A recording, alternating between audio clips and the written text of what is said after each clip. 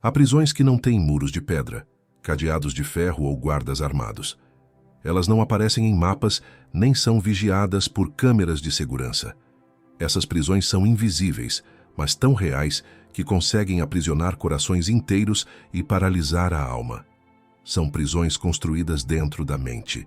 São pensamentos intrusivos, flechas que chegam sem pedir licença, correntes que se lançam sobre nós quando menos esperamos. Você pode estar sorrindo por fora, mas por dentro estar travando uma guerra silenciosa.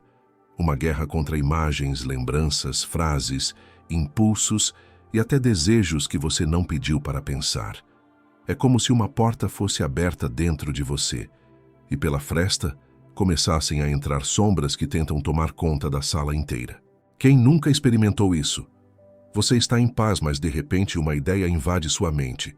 Estranha, absurda, às vezes até perturbadora. Pode ser um pensamento de violência, de autodestruição, de impureza, de medo ou de dúvida.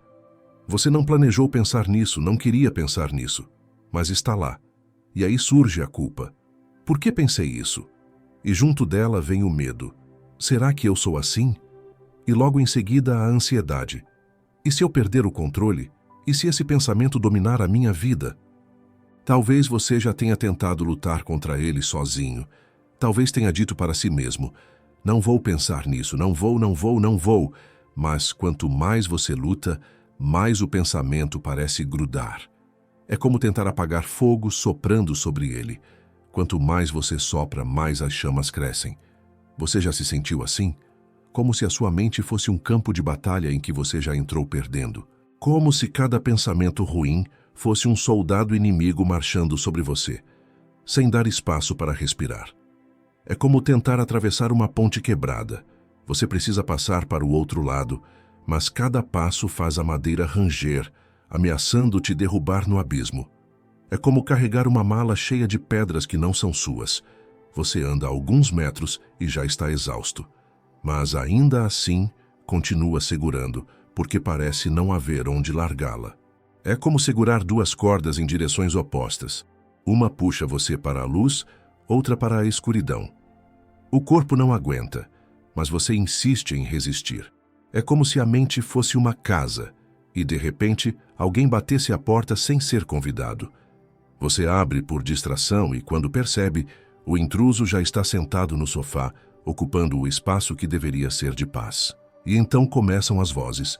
Você nunca vai vencer isso. Esse é quem você é de verdade, não adianta disfarçar. Deus não pode amar alguém que pensa coisas assim. Você é sujo, você é fraco, você é indigno.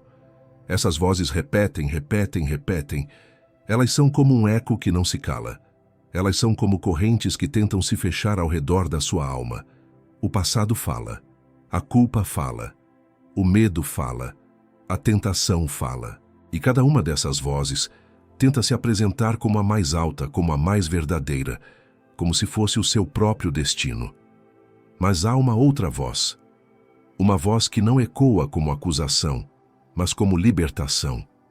E essa voz vem da palavra de Deus. Em 2 Coríntios 10, 4, 5, Paulo declara: as armas da nossa guerra não são carnais, mas poderosas em Deus para a destruição de fortalezas.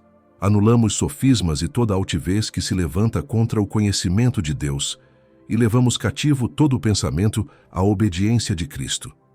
Perceba a força dessas palavras. Paulo não está falando de armas humanas, não está falando de lutar com a mente apenas pelo esforço próprio.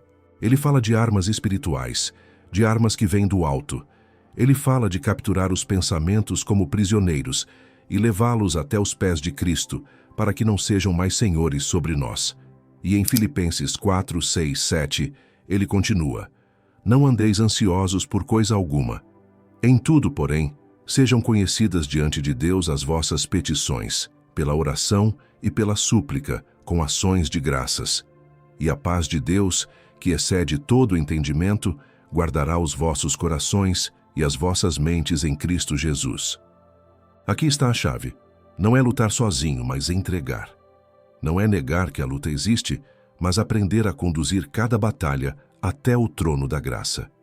E mais adiante, em Filipenses 4:8-9, Paulo nos dá o antídoto.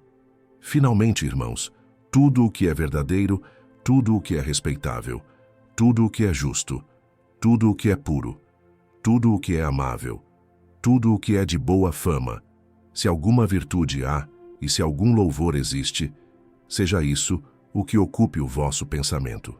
Ou seja, não basta apenas lutar contra o pensamento intrusivo. É preciso substituir o que é tóxico pelo que é saudável. É preciso trocar a escuridão pela luz. Então, como lidar com os pensamentos intrusivos? Primeiro passo: responder com assertividade. Quando o pensamento vier, não o alimente, não o abrace, não o deixe crescer. Reconheça: isso é um pensamento intrusivo, isso não sou eu, isso não define a minha identidade em Cristo. E então declare: esse pensamento será levado cativo a Jesus. Segundo passo: responder com oração. Não lute no silêncio da mente apenas. Abra os lábios e ore. Senhor, esse pensamento não me pertence. Eu o entrego nas tuas mãos. Ajuda-me a focar em ti. A oração é como abrir uma comporta para que a mente, antes inundada por sujeira, agora seja inundada pela presença de Deus. Terceiro passo: responder com gratidão. A gratidão é uma arma poderosa. Ela redireciona o foco. Se a mente insiste em se concentrar em algo, que seja em algo bom. Agradeça por uma amizade, por um livramento, por um detalhe simples da vida. Faça uma lista de bênçãos e você verá que, mesmo em meio à tempestade, há flores crescendo pelo caminho. Não se trata de negar a existência da batalha, mas de escolher as armas certas. Não é se render ao caos, mas aprender a descansar no Deus que é maior do que todo pensamento. Hoje eu quero te fazer um convite. Pare por um instante. Respire fundo. Feche os olhos e faça esta oração. Senhor, toma os meus pensamentos, aquilo que me atormenta, aquilo que me assusta, aquilo que me envergonha. Eu coloco diante de ti. Ensina-me a levar cada ideia cativa a Cristo. Guarda a minha mente com a tua paz, que é maior do que todo o entendimento.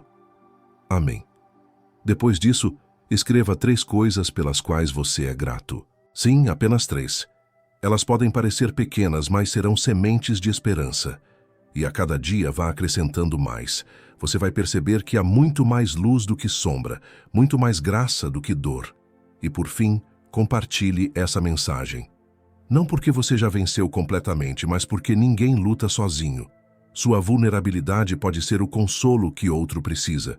Sua oração pode ser a força que alguém ainda não tem. Lembre-se, você não é definido pelos pensamentos que batem à sua porta. Você é definido pelo Deus que habita dentro de você. Pensamentos intrusivos são reais, mas não são invencíveis. A prisão invisível pode ser quebrada. As correntes podem ser despedaçadas. A ponte quebrada pode ser restaurada. Porque há um Deus que guarda não apenas o nosso coração, mas também a nossa mente em Cristo Jesus.